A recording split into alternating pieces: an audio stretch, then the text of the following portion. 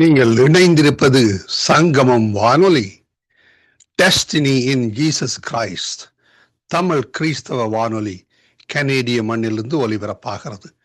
Mark 16:15, மத்தேயு 24:14 வசனத்தின்படி இயேசு சீசர்களை நோக்கி, நீங்கள் உலகெங்கும் போய் சர்வ சிருஷ்டிக்கும் சுவிசேஷத்தை பிரசங்கியுங்கள். ராஜ்யத்தினுடைய இந்த சுவிசேஷம் பூலோகம் எங்கும் உள்ள சகல ஜாதிகளுக்கும் சாட்சியாக பிரசங்கப்படும். அப்பொழுது முடிவு வரும் என்ற வசனத்தின்படி ஆத்துமாக்களை பரலோகத்தில் சங்கமிக்கும் வானொலி சங்கமம். சங்கமம் சங்கமம்.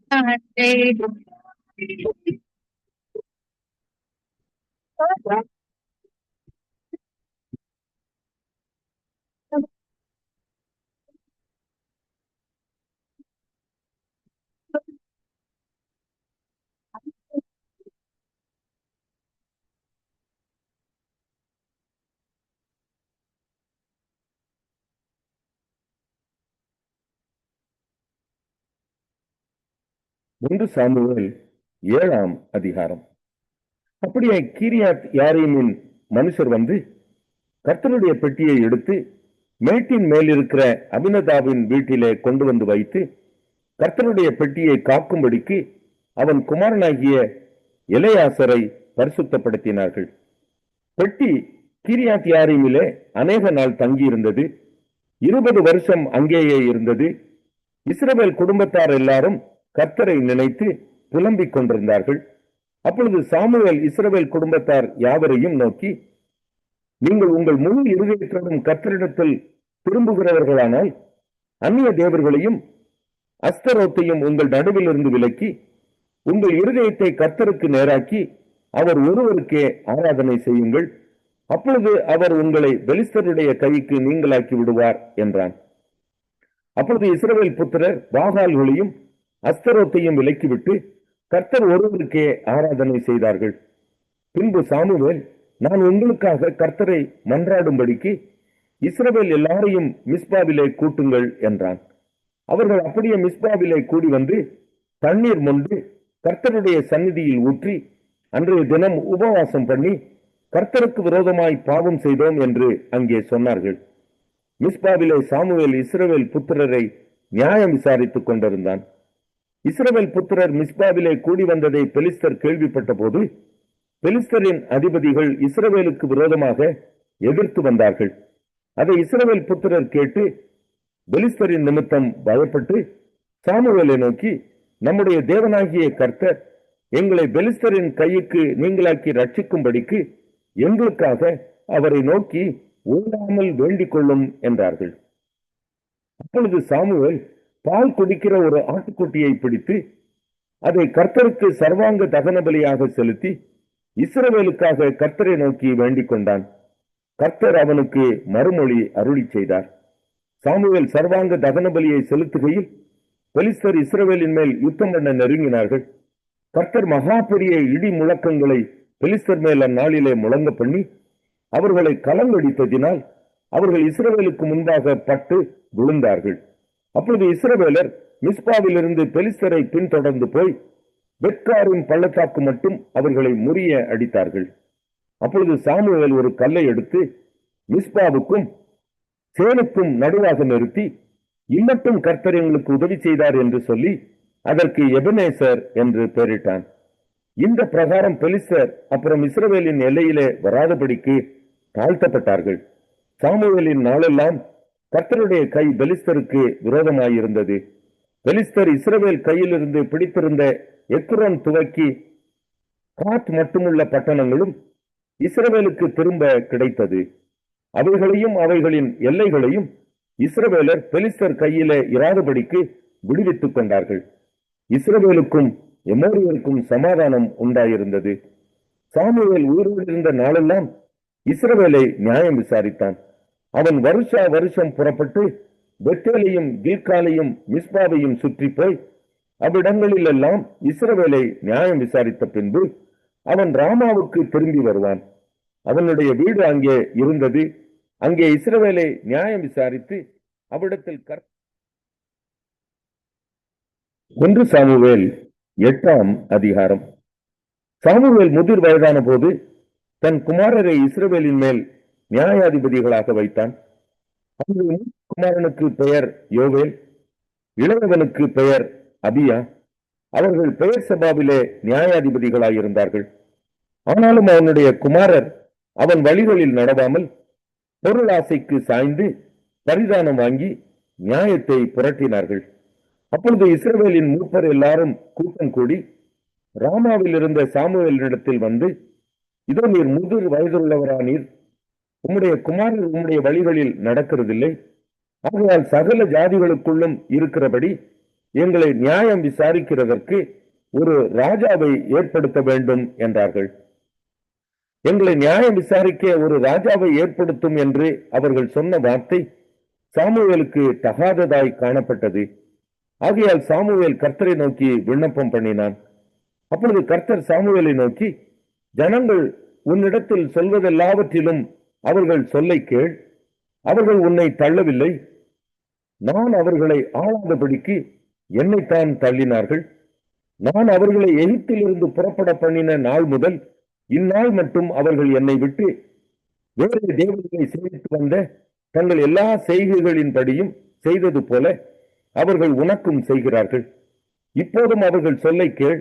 ஆனாலும் உன் அபிப்பிராயத்தை காட்டும்படி அவர்களை ஆளும் ராஜாவின் காரியம் இன்னது என்று அவர்களுக்கு திட சாட்சியாய் தெரியப்படுத்து என்றார்.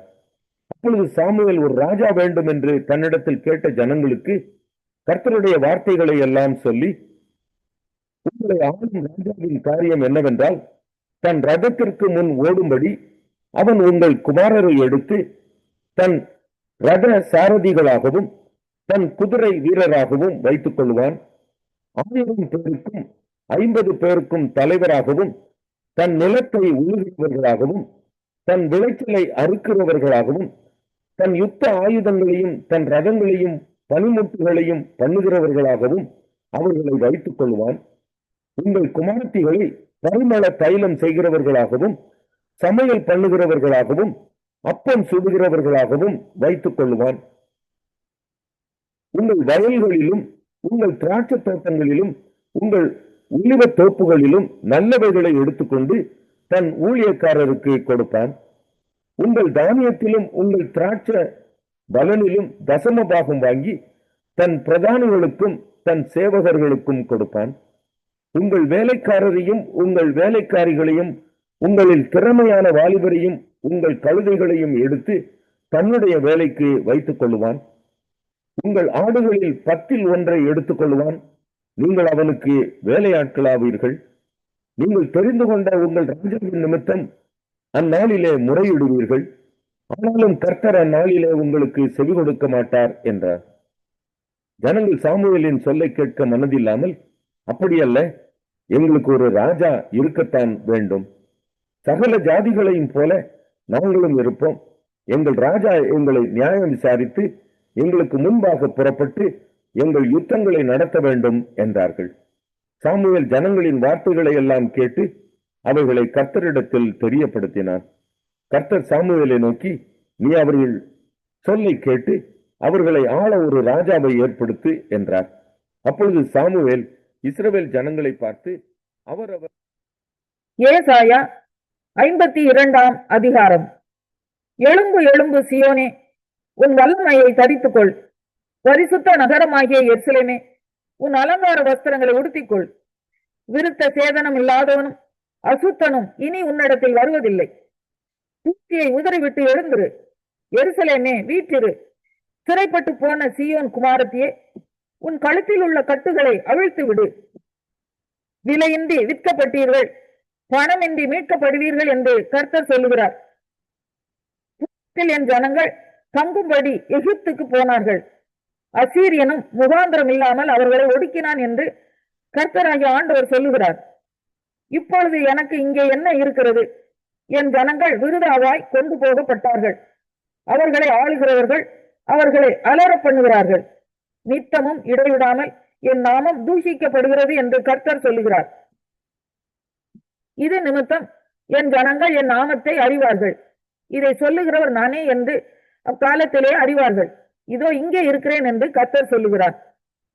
சமாதானத்தை கூறி நற்காரியங்களை சுவிசேஷமாய் அறிவித்து ரட்சிப்பை பிரசித்தப்படுத்தி உன் தேவன் ராஜரீகம் பண்ணுகிறார் என்று சீயோனுக்கு சொல்லுகிற சுவிசேஷகனுடைய பாதங்கள் மலைகளின் மேல் எவ்வளவு அழகாயிருக்கின்றன. உன் ஜாமக்காரருடைய சத்தம் கேட்கப்படும். அவர்கள் சத்தமிட்டு ஏகமாய் கம்பீரிப்பார்கள். ஏனென்றால் கர்த்தர் சீயோனை திரும்பி வர பண்ணும்போது அதை கண்ணார காண்பார்கள். எருசலேமின் பாழான ஸ்தலங்களே, முழங்கி ஏகமாய் கம்பீரித்து பாடுங்கள். கர்த்தர் தம்முடைய ஜனங்களுக்கு ஆறுதல் செய்து எருசலேமை மீட்டுக் கொண்டார். எல்லா ஜாதிகளின் கண்களுக்கு முன்பாகவும் கர்த்தர் தம்முடைய பரிசுத்த புயத்தை வெளிப்படுத்துவார். பூமியின் எல்லைகளில் உள்ளவர்கள் எல்லாரும் நமது தேவனுடைய ரட்சிப்பை காண்பார்கள். புறப்படுங்கள், புறப்படுங்கள், அவ்விடம் விட்டு போங்கள், அசுத்தமானதை தொடாதிருங்கள். கர்த்தருடைய பாத்திரங்களை சுமக்கிறவர்களே, அதன் நடுவில் இருந்து புறப்பட்டு உங்களை சுத்திகரியுங்கள். நீங்கள் தீவிரித்து புறப்படுவதில்லை, நீங்கள் ஓடி போகிறவர்கள் போல ஓடி போவதும் இல்லை. கர்த்தர் உங்கள் முன்னே போவார். இஸ்ரவேலின் தேவன் உங்கள் பிறகே உங்களை காக்கிறவராய் இருப்பார். இதோ என் தாசன் ஞானமாய் நடப்பார். அவர் உயர்த்தப்பட்டு மேன்மையும் மகா உன்னதமுமாய் இருப்பார். மனுஷனை பார்க்கிலும் அவருடைய முகப்பார்வையும், மனு புத்திரரை பார்க்கிலும் அவருடைய ரூபமும் இவ்வளவு அந்த கேடு அடைந்தபடியினாலே அவரை கண்ட அநேகர் பிரமிப்படைந்தார்கள். அப்படியே அவர் அநேகம் ஜாதிகள் மேல் தெளிப்பார்.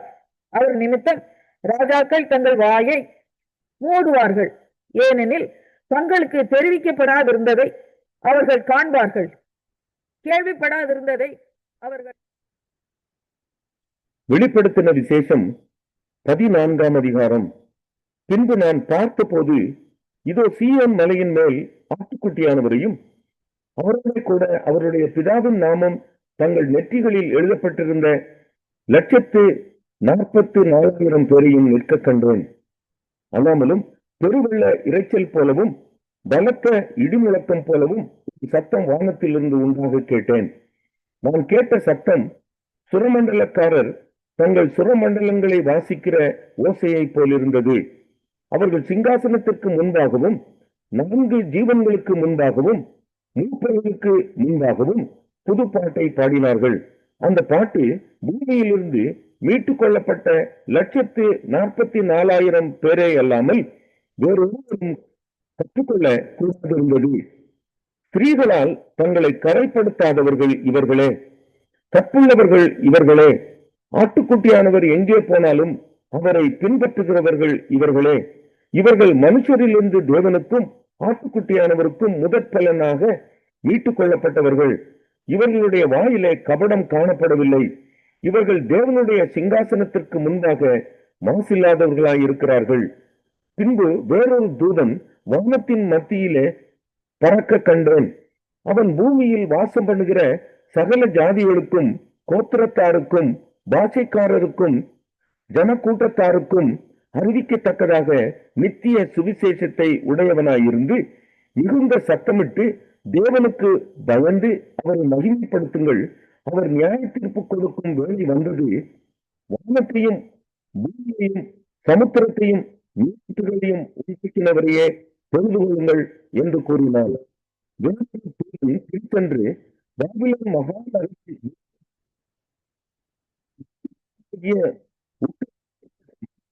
சகல ஜாதிகளுக்கும் குடிக்க கொடுத்தாளே என்றான். அவர்களுக்கு பின்னே வந்து சத்தமிட்டு மிருகத்தையும் அதன் சொரூபத்தையும் வணங்கி தன் நெற்றியிலாவது தன் கையிலாவது அதன் முத்திரையை தரித்துக் கொள்ளுகிறவன் எவனோ அவன் தேவனுடைய கோபாக்கினை ஆகிய பாத்திரத்திலே கலப்பில்லாமல் வார்க்கப்பட்ட அவருடைய உக்கிரமாகிய மதுவை குடித்து பரிசுத்த தூதர்களுக்கு முன்பாகவும் ஆட்டுக்குட்டியானவருக்கு முன்பாகவும் அக்கினியினாலும் கந்தகத்தினாலும் வாதிக்கப்படுவான். அவர்களுடைய வாதியின் புகை சதா காலங்களிலும் எழும்பும். மிருகத்தையும் அதன் சொரூபத்தையும் வணங்குகிறவர்களுக்கும் அதனுடைய நாமத்தின் முத்திரையை தரித்துக் கொள்ளுகிற எவனுக்கும் இரவும் பகலும் இளைப்பாறுதல் இராது. தேவனுடைய கற்பனைகளையும் இயேசுவின் மேலுள்ள விசுவாசத்தையும் காத்துக் கொள்ளுகிறவர்களாகிய பரிசுத்தவான்களுடைய பொறுமை இதிலே விளங்கும் என்று கூறினான். பின்பு பரலோகத்திலிருந்து ஒரு சத்தம் உண்டாக கேட்டேன். அது, கர்த்தருக்குள் மறிக்கிறவர்கள் இது முதல் பாக்கியவான்கள் என்று எழுதி அவர்கள் தங்கள் பிரயாசங்களை விட்டு விழுந்து இழிப்படுகிறார்கள். அவர்களுடைய கிரியைகள் அவர்களுடைய கூட போகும் என்று சொல்லிற்று. பின்பு நான் பார்த்தபோது இதோ வெண்மையான மேகத்தையும் அந்த மேகத்தின் மேல் மனுஷகுமாரனுக்கு ஒப்பானவராய் தமது சிரசின் மேல் பொற்கிரீடத்தையும் தமது கையிலே கருக்குள்ள அறிவாளையும் உடைய ஒருவர் உட்கார்ந்திருக்கிறதையும் கண்டேன். அப்பொழுது வேறொரு தூதன் தேவாலயத்திலிருந்து புறப்பட்டு மேகத்தின் மேல் உட்கார்ந்திருக்கிறவரை நோக்கி, பூமியின் பயிர் முதிர்ந்தது, அறுக்கிறதற்கு காலம் வந்தது, ஆகையால் உம்முடைய அறிவாளை நீட்டி அறுத்துவிடும் என்று மிகுந்த சத்தமிட்டு சொன்னான். அப்பொழுது மேகத்தின் மேல் உட்கார்ந்தவர் தமது அறிவாளை பூமியின் மேல் நீட்டினார். பூமியின் விளைவு அனுப்புண்டது. பின்பு வேறொரு தூதனும் கருக்குள்ள அறிவாளை பிடித்துக் கொண்டு பரலோகத்தில் உள்ள தேவாலயத்திலிருந்து புறப்பட்டு வந்தான். அக்னியின் மேல் அதிகாரமுள்ள வேறொரு தூதனும் பலிபீடத்திலிருந்து புறப்பட்டு வந்து கருக்குள்ள அறிவாளை பிடித்திருக்கிறவனை நோக்கி, பூமியின் திராட்சை பழங்கள் பழுத்திருக்கிறது, கருக்குள்ள உமது அறிவாளை நீட்டி அதன் குலைகளை அறுத்துவிடும் என்று மிகுந்த சத்தத்தோட சொன்னான். அப்பொழுது அந்த தூதன் தன் அறிவாளை பூமியின் மேலே நீட்டி பூமியின் திராட்சை பழங்களை அறுத்து தேவனுடைய கோபாக்கினை என்னும் பெரிய ஆலையிலே போட்டான். நகரத்திற்கு புறம்பே உள்ள அந்த ஆலையிலே அது மிதிக்கப்பட்டது. அந்த ஆலையிலிருந்து 1000 ஸ்தாதி தூரத்திற்கு ரத்தம் புறப்பட்டு குதிரை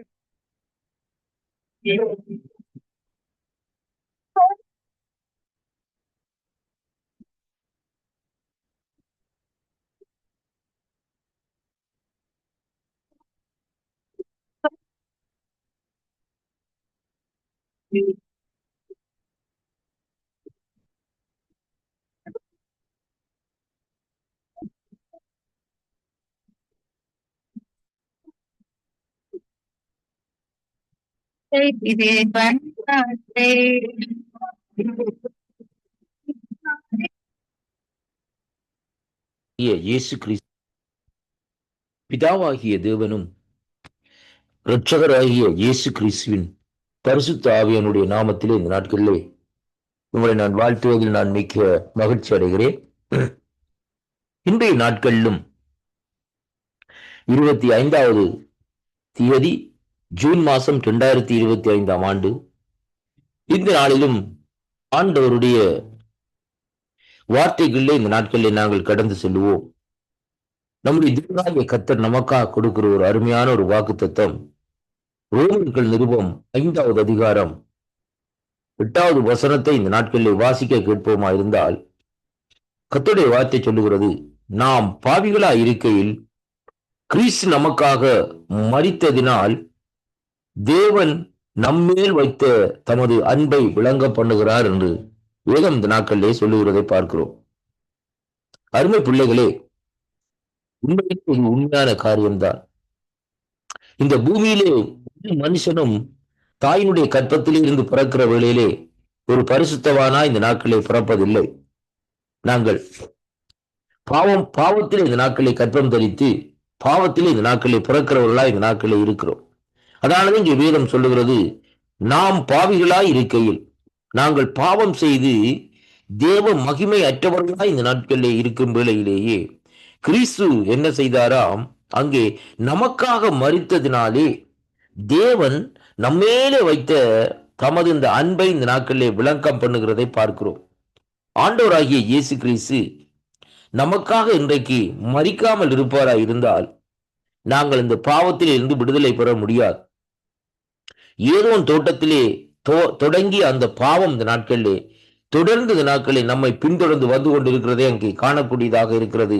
அருமையான அன்பு பிள்ளைகளே, பாருங்கள், காயின் ஆபேல் சகோதரர்களுக்குள்ளே நடந்த ஒரு சம்பவம் பாருங்கள். அங்கே சொந்த சகோதரனும் பாராமல் இந்த நாட்களில் சகோதரனை இந்த நாட்களில் அடித்துக் கொள்ளுகிறது. ஒரு பாவத்தினுடைய கிரியைகளும் பாவத்தினுடைய தன்மைகளுமாக இந்த நாட்களில் இருக்கிறது மட்டுமல்ல, ஆண்டவர் அந்த இடத்திலே சொல்லுகிறார், உன் சகோதரனுடைய இரத்தம் என்னை இந்த நாட்களிலே கூப்பிட்டது என்று சொல்லி இந்த நாட்களில் சொல்லப்படுகிறதை பார்க்கிறோம். அருமையான அன்பு பிள்ளைகளை பாருங்கள், அந்த பாவம் இந்த நாட்களிலே இரத்தத்தோடு இந்த நாட்களிலே ஊறி இருக்கிறதை இங்கே காணக்கூடியதாக இருக்கிறது. அப்படியானால் அந்த பாவத்தை எந்த வழியினாலே அந்த பாவம் வந்ததோ, இரத்தத்தின் வழியினால் அந்த பாவம் வந்ததா? அப்படியானால் அந்த இரத்தத்தை அந்த வழியை நாங்கள் அதே வழியிலே தான் இந்த நாட்களிலே எடுத்துக்கொள்ள முடியும். முல்லை முட்களினால் தான் எடுத்துக்கொள்ள முடியும். அதே விதமாக நாங்கள் பாவிகளாய் இந்த நாட்களிலே இருக்கையிலேயே கிறிஸ்து நமக்காக மரித்ததினால், அவர் மரித்தது என்று சொல்லப்படுகிற காரியம் அவர் சாதாரணமாக மரிக்கவில்லை. இரத்தம் சிந்தி, கல்வாரியிலே இரத்தம் சிந்தி, இரத்தத்தை கிரியமாக இந்த நாட்களிலே கொடுத்து இந்த நாட்களிலே உலகின் ஜனங்களுடைய பாவங்களை இந்த நாட்களிலே கழுவினார் என்று சொல்லி பார்க்கிறோம். அவருடைய இரத்த துளியும் இந்த பூமியிலே விழுகிற வேளையிலே ஒவ்வொரு மனுஷனுக்குள்ளே இருக்கிற ஒவ்வொரு கிரியைகளும் இந்த நாட்களிலே நீங்கி அவன் பரிசுத்தப்படுகிறதை இங்கே காணக்கூடியதாக இருக்கிறது. அருமையான கர்த்தருடைய பிள்ளைகளே, அதனாலேதான் இங்கே வேதம் சொல்லுகிறது, 1 யோவான் என்று 7 சொல்லுகிறது, இயேசு கிறிஸ்துவினுடைய இரத்தம் சகல பாவங்களையும் கழுவி நீக்கி சுத்திகரிக்கும் என்று சொல்லி அங்கே பார்க்கிறோம். அருமை பிள்ளைகளே, அப்படியானால் தேவன் இந்த நாட்களிலே பாருங்கள், வேதம் சொல்லுகிறது, அவர் மரித்ததினால்தான் அவருடைய இரத்தம் இந்த நாட்களிலே நம்முடைய பாவங்களை கழுவி இந்த நாட்களிலே சுத்திகரிக்கிற வல்லமே இந்த நாட்களிலே பெற்றிருக்கிறதை அங்கே காணக்கூடியதாக இருக்கிறது. அருமையான கர்த்தருடைய பிள்ளைகளே, அப்படியானால் அந்த இரத்தம் சிந்த வேண்டுமா இருந்தால் என்ன முதலாவது திறவுகோல் என்று சொல்லி இன்றைக்கு நாங்கள் பார்ப்போமா இருந்தால் அந்த வார்த்தை சொல்லுகிற இந்த நாட்களிலே அங்கே எப்படி என்று சொன்னால், தேவன் நம்மேலே வைத்த தமது அன்பை இந்த நாட்களே விளங்க பண்ணுகிறதாம். அன்பின் நிமித்தம்தான் அவர் எனக்காக உங்களுக்காக இந்த பூமியிலே இரத்தம் சிந்தினாரே ஒழிய யாருடைய கட்டாயத்தின் நிமித்தமாக அல்ல, யாருடைய வற்புறுத்தல் நிமித்தமாக அல்ல. கர்த்தருடைய பிள்ளைகளே, வேதமே தெளிவாக சொல்லுகிறது, தேவன் தன்னுடைய ஒரே பேரான குமாரனை இந்த பூமியிலே தந்தார். ஏனென்றால் ஜனங்கள் மீது அவர் வைத்த நேசம், ஜனங்கள் மீது வைத்த அவருடைய அன்பு இந்த நாட்களிலே, இன்றைய நாளிலும் இந்த வாக்குத்தத்தங்களை கேட்டுக்கொண்டிருக்கிற அன்பு சகோதர சகோதரிகளே, உண்மையிலே தேவன் வைத்திருக்கிற அன்பை இந்த நாட்களிலே சற்று இந்த நாட்களில் யோசித்து பார்.